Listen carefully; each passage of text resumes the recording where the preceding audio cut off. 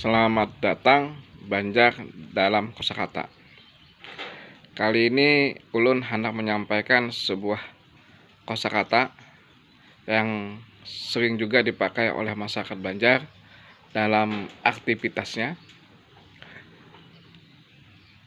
Kosakatanya berbunyi seperti ini: sejumpelet. Sejumpelet kalau diartikan dalam bahasa Indonesianya adalah sedikit sekali. Ulun contohkan dalam bahasa Indonesia dulu. Saya diberikan sedikit sekali.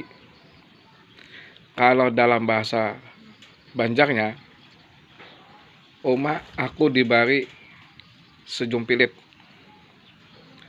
Mudah-mudahan kosakata ini bermanfaat, menambah wawasan Anda dalam bahasa Banjar. Terima kasih. Mohon maaf salah dan hilapnya.